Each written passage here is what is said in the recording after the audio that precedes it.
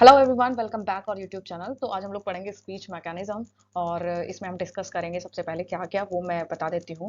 सबसे पहले हम डिस्कस करेंगे कि स्पीच प्रोडक्शन क्या होता है, उसके अंदर कुछ सिस्टम्स हैं उनको डिस्कस करेंगे। देन हम उसके बाद करेंगे सब सिस्टम्स ऑफ स्पीच मैकेनिज्म में कैसे हेल्प करते हैं ये सिस्टम, जिसमें मेनली डिस्कस करेंगे क्या, तो वो डिस्कस करेंगे हम रेस्पिरेटरी सिस्टम।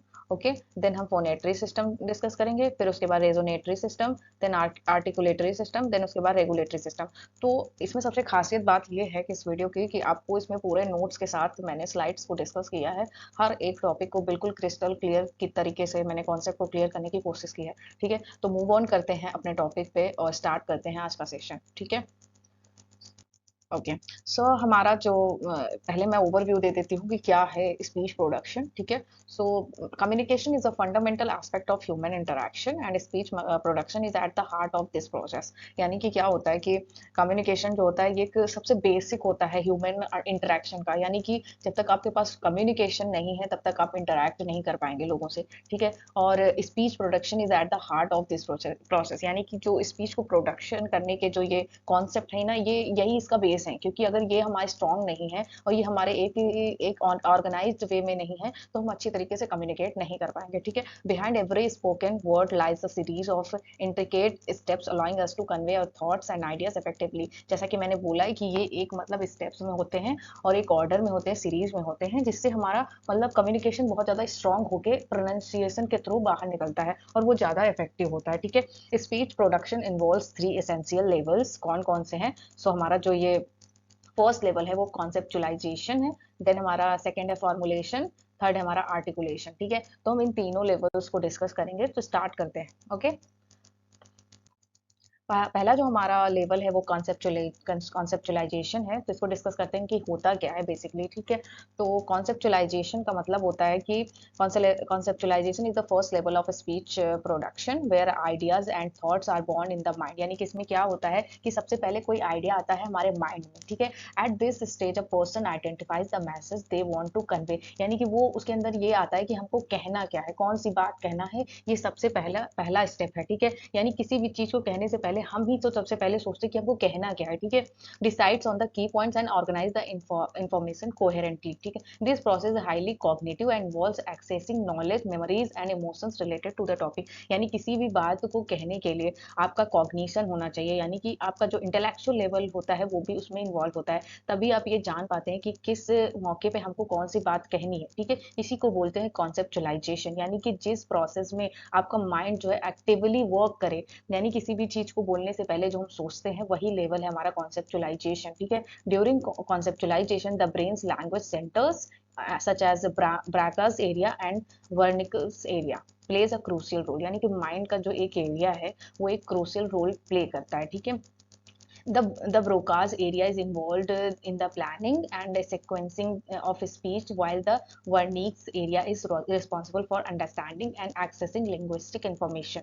ठीक है, तो इसमें क्या होता है कि माइंड का जो एरिया है वो बहुत एक्टिवली मतलब इसमें पार्टिसिपेट करता है और हमें कुछ लिंग्विस्टिक इंफॉर्मेशन देता है। लाइक हम ग्रामेटिकल स्ट्रक्चर को कैसे और अपने जो भाषा हम बोल रहे हैं या जो बात हम कहने जा रहे हैं उसको कैसे हम स्ट्रांग बना सकें या हमें किस तरीके से कहना है वो हमारा माइंड अलाउ करता है। ठीक है, फॉर एग्जाम्पल अगर आप इसका देखें, when preparing to give a presentation the conceptualization phase involves structuring the content logically. यानी कि इसमें क्या होता है, जैसे कि आपने मतलब कुछ प्रेजेंटेशन आपको देना है। ठीक है, तो कॉन्सेप्चुलाइजेशन फेज में क्या होता है वो इन्वॉल्व होता है और मतलब कंटेंट को एक लॉजिकल वे में स्ट्रक्चर करता है। ठीक है, जैसे कि आपको पता होता है कि जब आप कोई प्रेजेंटेशन दे रहे हैं तो आप उसमें कौन कौन सी स्लाइड को कैसे स्ट्रक्चर करेंगे। ठीक है, जैसे कि आपको पहले इंडेक्स दिखाना है, फिर अपना एब्स्ट्रैक्ट देना है, फिर अपने ऑब्जेक्टिव्स दिखाने, तो ये एक स्टेप्स में कौन लेके आता है, तो ये जो लेवल होता है कॉन्सेप्चुलाइजेशन का वही लेके आता है। ठीक है, अब हम देखते हैं इसमें ये मतलब आइडेंटिफाई करता है मेन आइडिया को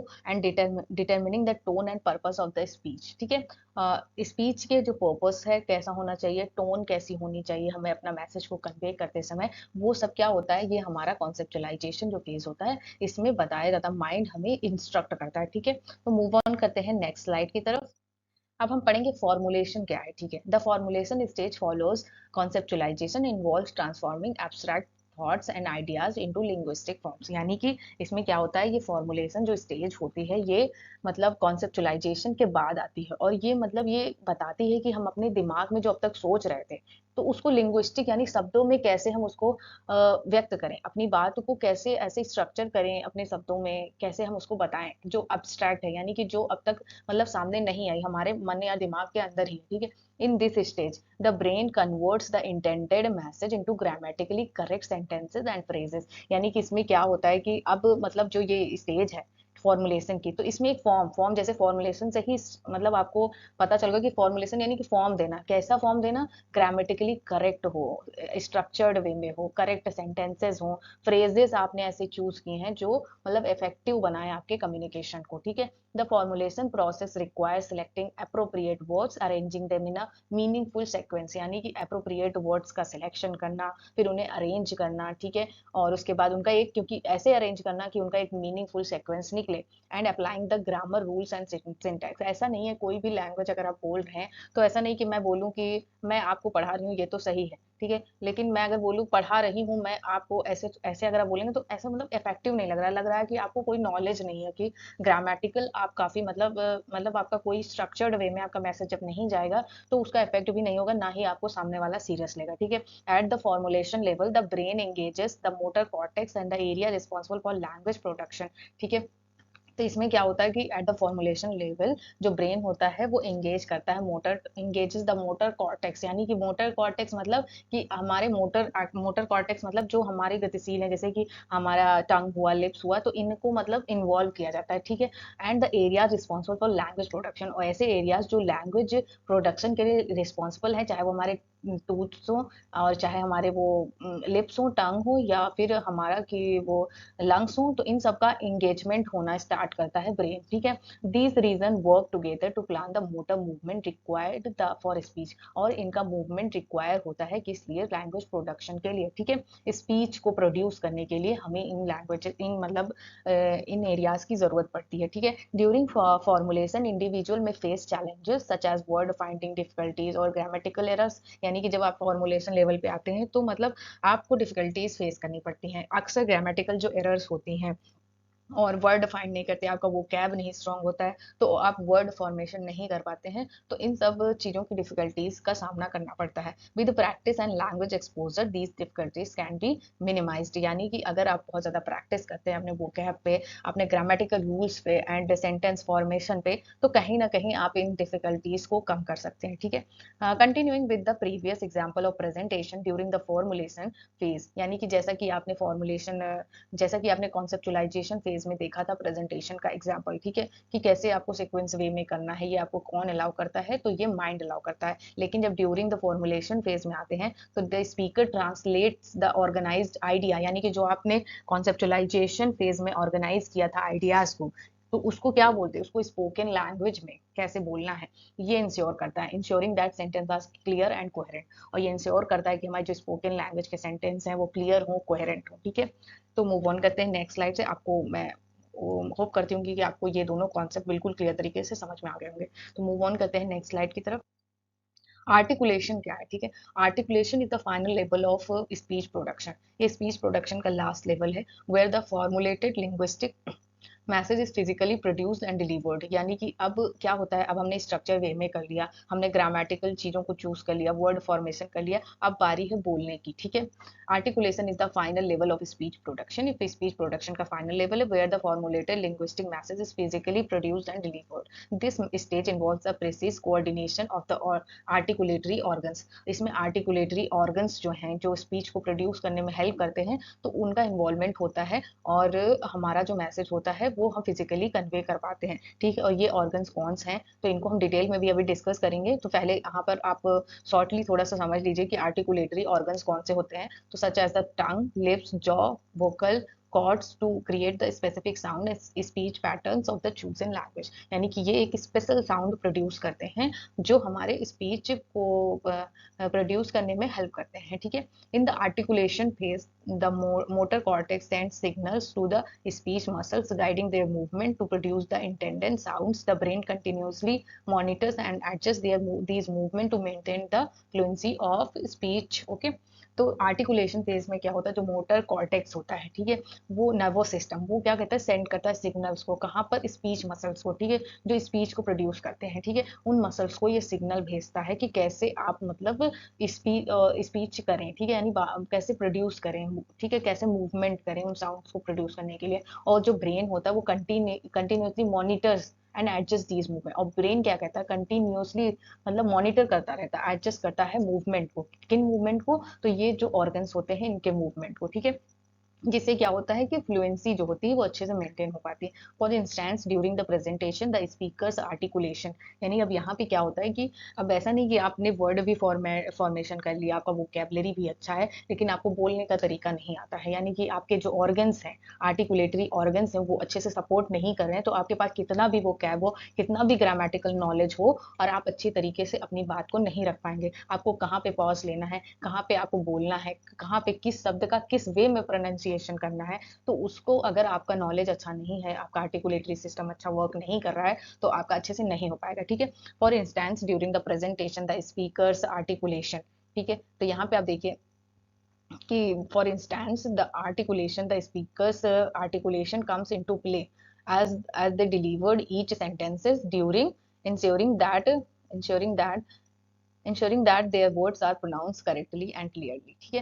तो इसमें क्या होता है, for instance during the presentation the speakers articulation, ये मतलब तय करता है, आर्टिकुलेशन तय करता है, अपना रोल प्ले करता है और इंश्योर करता है कि वर्ड्स जो प्रोनाउंस किए गए हैं वो करेक्टली हैं, क्लियरली हैं और सीक्वेंस में है और किस वे में है, ठीक है, ये सब क्या इंश्योर करता है, ये आर्टिकुलेशन इंश्योर करता है। सो होप गाइस आपका जो स्पीच प्रोडक्शन का कॉन्सेप्ट है वो बिल्कुल क्लियर हो गया होगा। तो अब हम आगे पढ़ेंगे स्पीच मैकेनिज्म क्या है उस पे, ठीक है।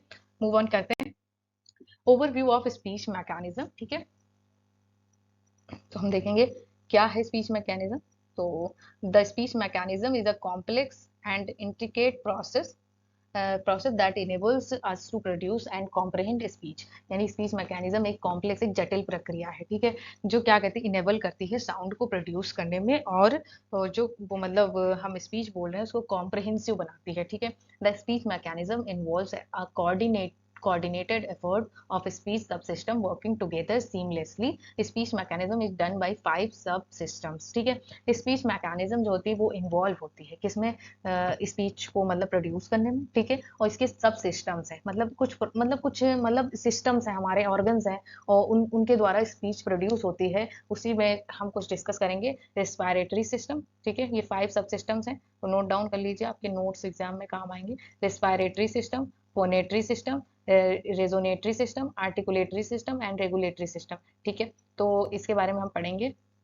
Okay, now move on with the respiratory system, पहले हम पढ़ते हैं क्या है रिस्पायरेटरी सिस्टम, ठीक है। Respiration the foundation of speech. अब इसमें सबसे पहले रोल आप यहाँ से शुरू करिए अपने लंग्स से, ठीक है, जहाँ से आप सांस लेते हैं, फिर आप देखिएगा आपका एकदम जब आप ग्रेजुअली जहाँ से फॉर्मेशन होता है, ठीक है, बेस से लेके आप जब अब तक जाएंगे तब आपको चीजें समझ में आएंगी, ठीक है।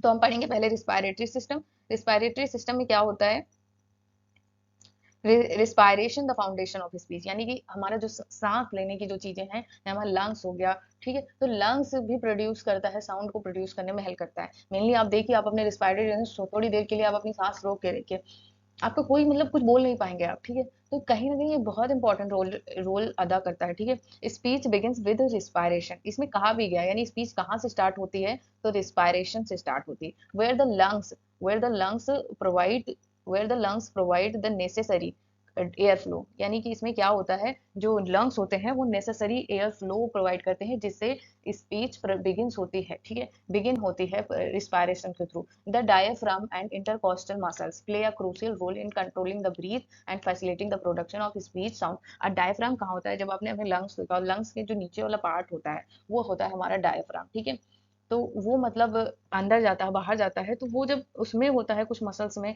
तो उसी से मतलब क्या कहते हैं, जो एयर फ्लो है वो एक एक वे में होता है, ठीक है, ना वो कम होता है ना ज्यादा होता है, न अननेसेसरी नहीं होता, नेसेसरी होता है कि जितना जरूरत है उतना ही होता है, ठीक है। तो डायफ्राम और इंटरकॉस्टल मसल बहुत हेल्प करते हैं स्पीच प्रोड्यूस करने में, ठीक है। क्लियर हो गया respiratory system. Okay, move on करते हैं नेक्स्ट स्लाइड की तरफ। फोनेटरी सिस्टम क्या है, phonation generating the sound source, यानी कि जो फोनेशन है वो जनरेट करता है साउंड सोर्स को, यानी कि कि साउंड में कि कहाँ पे कौन सा ऑर्गन एक्टिव होना है, ये मतलब वो डिसाइड करता है phonation. Phonation refers to the production of sound by the vocal cord. हाँ देखा, मैंने बोला था जैसे कि साउंड को कौन सा ऑर्गन प्रोड्यूस करता है, vocal cords in the larynx, ठीक है। वोकल कॉर्ड तो पता ही होगा सबको कि ये हमारे नेक में होता है, ये जो हमारे निकला हुआ जो हिस्सा है ना, आप में अपना हाथ लगा के अपने गर्दन पे देखिए, जो आपका थोड़ा सा ये यहाँ पे छूने पे आपको पता चलता है, थोड़ा सा निकला हुआ जो हिस्सा है, यही हमारा वोकल कॉर्ड है। ये हमारा क्या होता है, ये साउंड को प्रोड्यूस करता है, ठीक है। As air from the lungs passes through the vocal cord, they vibrate creating the fundamental frequency of speech sound. यानी कि जब आप जैसे कि आपने सांस अंदर लिया, अब जैसे कि मैं कुछ बोलूंगी तो ये जो साउंड निकल रहा है, ठीक है, ये कहाँ से निकल रहा है, तो ये हमारे वोकल कॉर्ड से निकल रहा है। यानी कि उस जो एयर हो रही है उसको साउंड में कन्वर्ट करना।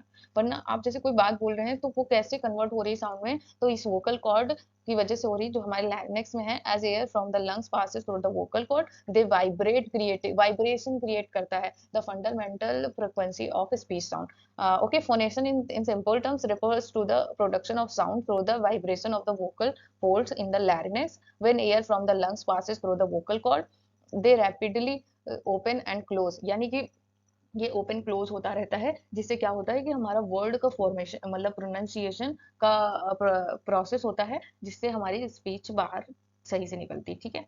ओके, इसमें सबसे जरूरी चीज है तो आप यही ध्यान रखिए कि वोकल कॉर्ड होता है जो लैरिनेक्स में होता है, जो मतलब एयर को प्रोड्यूस करता है, ठीक है। एयर एयर को मतलब वाइब्रेट करके साउंड को प्रोड्यूस करता है, ठीक है। तो इस नेक्स्ट टॉपिक पे चलते हैं। तो आपका फोनेट्री भी में भी क्लियर हो गया होगा। रिस्पायरेशन में तो आपका लंग्स और डायफ्राम मेन रोल उनका था, और जब फोनेशन में आते हैं तो जनरेटिंग द साउंड सोर्स, तो इसमें वोकल कॉर्ड्स जो होते हैं ना, वो हमारे साउंड जो एयर है उसको वाइब्रेट करके जब क्लोज ओपन और क्लोज होता है वहां पे, तो उससे मतलब हमारा साउंड प्रोड्यूस होता है। तो वोकल कॉर्ड जो लैरिंक्स है उसमें फोनेशन में उसका रोल है, ठीक है। नेक्स्ट स्लाइड की तरफ है। तो रेजोनेटरी सिस्टम क्या है, रेजोनेंस एम्पलीफाइंग द साउंड, ठीक है। The sound produce in the larynx travels through the pharynx, यानी ठीक है, oral cavity and nasal cavity, ठीक है। अब इसमें हमारा क्या हुआ कि अब हमारे माउथ का और हमारे नोज का इन सब का रोल आ गया, ठीक है। तो उसमें हमारे जब एक तरीके से क्या बोलते हैं, एक तरीके से उसमें मतलब जब खिंचाव होता है, संकुचन होता है, तब हमारा मतलब एक साउंड प्रोड्यूस करता है। यानी कि जब जैसे कोई सिंगर गाना गाता है तो उसमें आपने देखा होगा कि कभी उसको आवाज अपनी चेंज करनी पड़ती है, ठीक है। लोग तो उसमें नेजल कैविटी, ठीक है, ओरल कैविटी, इनका सबका बहुत ज्यादा रोल है, ठीक है। जैसे बहुत सारे ऐसे वर्ड है, जैसे ना, एन बोलना है, ना बोलना है, ठीक है, म बोलना है, तो इनमें समय इन सबका बहुत ज्यादा रोल है, ठीक है। अब आप जब आप यहाँ से अपने वोकल कॉर्ड से ऊपर आएंगे तो आपका आएगा यहाँ पे role nasal cavity, oral cavity, pharynx, ठीक है। लैरिनेक्स से ट्रैवल ट्रैवल होके फेरिनेक्स में जाता है, oral cavity and nasal cavity, इसमें मतलब रोल आता है। अब इसका where resonance occurs, this amplification process adds richness and depth to the speech sounds. ये मतलब हमारा जो साउंड अब तक निकल रहा था उसको और भी अधिक प्योरीफाई कर देते, ठीक है। रेजोनेटरी सिस्टम भी होप सो क्लियर हो गया होगा, ठीक है। अब हम पढ़ेंगे आर्टिकुलेटरी सिस्टम, ठीक है। ये सबसे ज्यादा इंपॉर्टेंट है क्योंकि इसमें आपको सारे ऑर्गन्स के बारे में पता चलेगा कि वो किस तरीके का साउंड प्रोड्यूस करते हैं और उनका क्या रोल है, तो वो सब डिस्कस करेंगे, ठीक है। तो हम डिस्कस करेंगे articulatory system, articulation shaping speech sound. अब ये पूरा मतलब एक जो हम स्पीच साउंड को एक शेप देते हैं, ठीक है। Articulation involves Articulation involves the precise movement of tongue, lips, jaw, and soft palate to shape the sound into recognizable speech sounds of phonemes. Okay? यानी कि इसमें क्या होता है कि आर्टिकुलेशन जो सिस्टम है तो उसमें क्या होता है कि हमारा जो ये ऑर्गन्स होते हैं इसके, वो हमारे स्पीच को एक मतलब स्पीच को एक मतलब रिकॉग्निजेबल स्पीच को एक साउंड देते हैं, यानी कि हम पहचान सकते हैं कि क्या शब्द बोल रहे हैं, ठीक है। आर्टिकुलेशन सिस्टम में articulation involves the precise movement of the tongue, lips, jaw, and soft palate to shape the sound into recognizable speech sounds. Okay okay? तो इसमें क्या होता है कि एक ये मूवमेंट देता है किसको, टंग को, लिप्स को, जॉ को एंड सॉफ्ट पैलेट को एक मूवमेंट देता है, जिससे क्या करेंगे साउंड को एक शेप दे सके, ठीक है, जिससे हम रिकॉग्नाइज कर सके स्पीच को, ठीक है। When we speak our brain send signal to the muscles responsible for controlling these speech organs guiding terms to produce different articulatory configurations that results in distinct sound। यानी कि अब इस प्रोसेस में क्या होता है, हमारा जो ब्रेन होता है वो हम सिग्नल देता है किसने किसमें, तो आर्टिकुलेटरी मसल्स जो होते हैं, मसल्स कौन से, जैसे लिप्स, जॉ, टंग, इन सब मसल्स को कौन सिग्नल देता है, तो वो हमारा ब्रेन सिग्नल देता है, ठीक है, मूवमेंट के लिए, ठीक है। फॉर एग्जाम्पल, ठीक है, ये alveolar ridge, ठीक है, momentarily blocking the air flow before releasing it to create the characteristic T sound, ठीक है। और ये हमारे T साउंड के लिए मतलब मूवमेंट करता है, ठीक है। तो ये कौन सिग्नल देता है, ये हमारा ब्रेन देता है। The articulation process is highly complex and allows us to produce a vast area of speech sounds enabling effective communication. यानी आर्टिकुलेशन प्रोसेस जो है ना वो बहुत कॉम्प्लेक्स है, बहुत ज्यादा कॉम्प्लेक्स है, क्योंकि अगर इसमें एक भी फंक्शन, एक भी ऑर्गन अगर सही से काम नहीं किया तो हमारा पूरा का पूरा स्पीच सिस्टम जो है ना पूरा का पूरा वो बेकार हो जाएगा। यानी कि हम अच्छी तरीके से प्रोनाउंस नहीं कर पाएंगे अपने अपनी बातों को, और हम अच्छी तरीके से कम्युनिकेशन नहीं कर पाएंगे, जिससे हमारा क्या होगा, इफेक्टिव कम्युनिकेशन नहीं हो पाएगा। Different language use different set of speech sound. यानी कि अगर आप अलग अलग तरह की जो लैंग्वेज है वो अलग अलग तरीके की स्पीच साउंड को मतलब स्पीच साउंड्स होते हैं, अलग अलग स्पीच साउंड से बनी होती है। Variation in articulation lead to various accent and dialects. लेकिन जो हमारा आर्टिकुलेशन सिस्टम है वो मतलब उसमें वेरिएशन होता है, वो इन सारी स्पीच को बोलने में, उसको मेंटेन करने में कैपेबल होता है, ठीक है। Efficient articulation is essential for clear and intelligible speech and any impairment or deviation in the articulatory process can result in speech disorder or difficulties. जैसा कि मैं बोल रही थी कि अगर आर्टिकुलेशन प्रोसेस में या आर्टिकुलेटरी ऑर्गन्स में कोई चीज का इम्पेयरमेंट हो जाता है, डेविएशन हो जाता है, तो हम स्पीच डिसऑर्डर से मतलब स्पीच डिसऑर्डर हमें हो सकता है, और हम जिसे क्या बोलते हैं, हम अपनी बात को कम्युनिकेट नहीं कर पाएंगे, ठीक है। Speech therapists often work with individual who have articulation problem to help them improve their speech and communication skill. यानी कि अब जो स्पीच थेरेपिस्ट्स हैं वो मतलब हेल्प करते हैं कि मतलब इस प्रॉब्लम से आपको अगर कोई प्रॉब्लम होती है तो उससे मतलब कैसे मतलब उसको ठीक किया जाए, उस पर हेल्प करते हैं। Understanding the mechanism of articulation is crucial in studying linguistic phonetics and the science of speech production, ठीक है। और स्पीच मैकेनिज्म को पढ़ना बहुत जरूरी है, किस लिए, क्योंकि ये मतलब लिंग्विस्टिक में हेल्प करता है, phonetics and the science of speech production. और स्पीच प्रोडक्शन के साइंस को पढ़ने के लिए, समझने के लिए आपको आर्टिकुलेशन को पढ़ना बहुत ज्यादा जरूरी है, ठीक है। तो क्लियर हो गया होगा आपका articulation system shaping speech sound, ठीक है। आप मतलब ये चीज जरूर ध्यान रखिएगा, यहाँ पे मैं एक चीज ये मैं कर देती हूँ कि ये जो मैंने लिखे हुए हैं यहाँ पे, तो ये चीजें आप ध्यान रखिएगा, क्योंकि एक जब ये पूरा शब्द पूरे स्पीच को मतलब क्लैरिफाई कर देता है कि हम आर्टिकुलेशन पढ़ने क्या वाले हैं, ठीक है। तो आर्टिकुलेशन क्या करता है, शेपिंग स्पीच साउंड, ठीक है। अब ऑर्गन्स ऑफ आर्टिकुलेटरी हम देख लेते हैं, ठीक है। तो इसमें सबसे जो हमारा पहला ऑर्गन है वो हमारा है लिप्स, ओके। देन है हमारा टीथ, देन है हमारा टंग, उसके बाद हमारी ग्लॉटिस, फिर इलेवोलर रिज, ठीक है। देन हमारा hard palate and velum soft palate, ठीक है। तो वोकल कॉर्ड ये है, देख सकते हैं आप, ग्लॉटिस इसके बाद, और एपिग्लॉटिस, तो इसी को कंबाइंड रूप में हम बोलते हैं लैरिनेक्स, ठीक है। और ये टंग है हमारा, फिर सॉफ्ट पैलेट, ठीक है, ये है हमारा, और टीथ, फिर ट्रैकिया, और इसमें इतना ज़्यादा नहीं, बस आप ये नेसल कैविटी पढ़िएगा, और ये एल्वेओलर रिज पढ़िएगा, और हार्ड पैलेट, लिप्स, टीथ, और इसके बाद ये लैरिनेक्स पूरा पढ़ना है, एपिग्लॉटिस, वोकल कॉर्ड्स और ग्लॉटिस एंड टंग, और सॉफ्ट पैलेट वोलम के बारे में, ठीक है। तो डिस्कस करेंगे। तो टंग कैसे मतलब हेल्प करती है, तो the tongue is one of the most versatile and articulator and plays a significant role in shaping speech sounds. Okay, इसमें क्या होता है कि ये बहुत ही ज्यादा इंपॉर्टेंट रोल करता है टंग, ठीक है। ज्यादातर आपने देखा होगा जो मतलब बोल नहीं सकते, उनके ज्यादातर क्या होता है कि उनके टंग में प्रॉब्लम होता है। आपने देखा होगा किसी किसी पर्सन के अंदर उसकी मतलब टंग ऊपर जुड़ी होती है या कहीं से कटी हुई होती है, तो वो ढंग से बोल नहीं पाते हैं, ठीक है।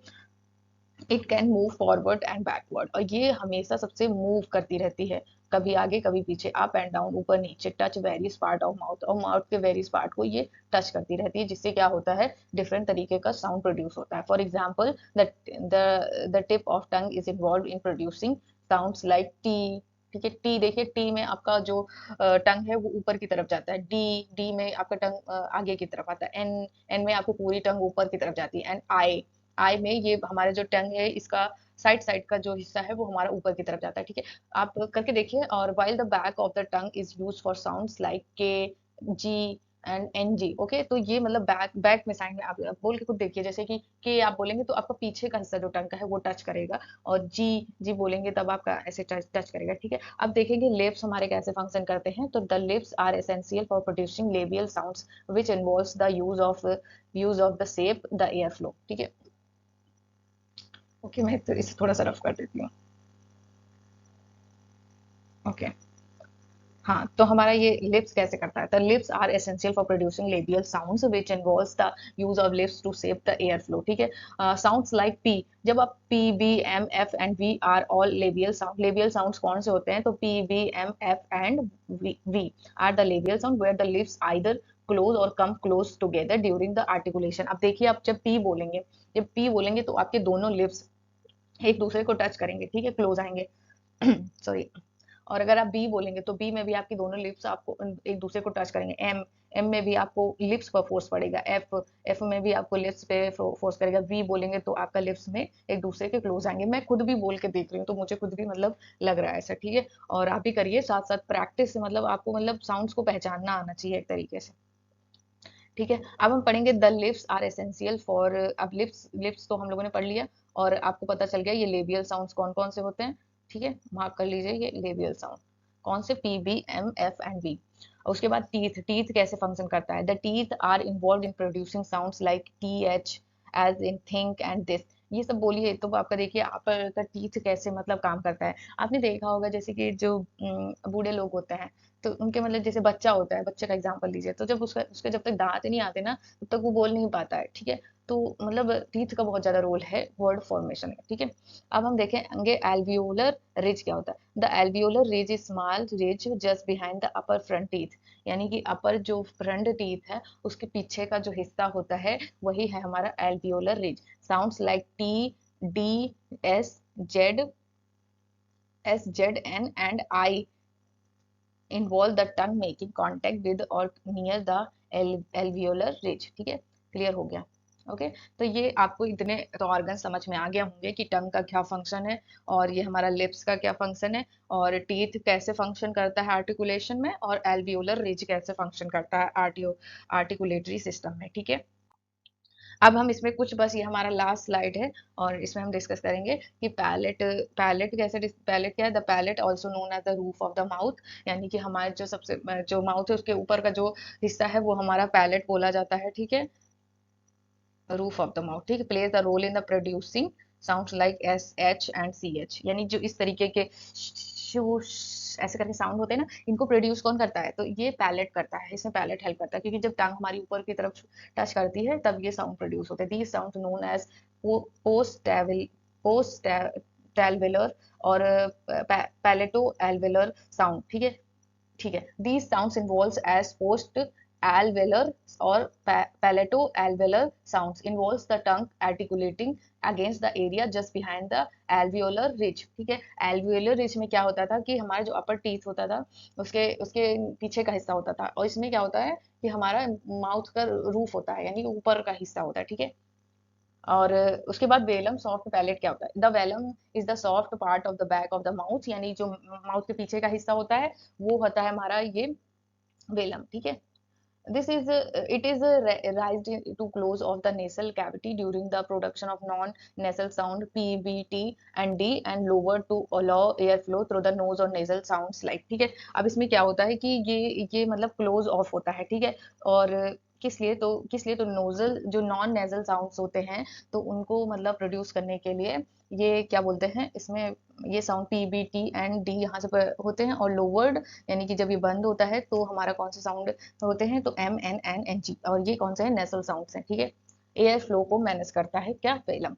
Glottis, the glottis is the space between the vocal cords in the larynx, it plays a role in producing sounds like H where the vocal cords remain open along the airflow to pass through without obstruction, ठीक है। और ये air flow को allow करता है कि मतलब इस साउंड्स को प्रोड्यूस करें, एच ऐसे बोलिए, ठीक है। तो आपका पूरा स्पीच मैकेनिज्म क्लियर हो गया होगा यहाँ पे, और मे बी मैं सारा मतलब कुछ भी छूटा नहीं है इसमें, स्पीच मैकेनिज्म स्पीच प्रोडक्शन में पूरा क्लियर करने की कोशिश की है, और इस तरीके से क्लियर करने की कोशिश किया है कि आपको मतलब चीज़ें एकदम ईजी वे में समझ में आ जाएं। तो अगर आपको मतलब चीज़ें पसंद आई हैं तो आप लाइक करिए चैनल को और शेयर करिए और सब्सक्राइब करिए। और अगर आपको मतलब और किसी भी टॉपिक पे वीडियो चाहिए तो आप प्लीज़ मुझे मतलब कमेंट बॉक्स में कमेंट करिए, अपनी क्वेरीज बताइए, अगर कुछ छूटा है तो उसको भी मैं क्लियर करूंगी। And thanks for watching. Thank you so much.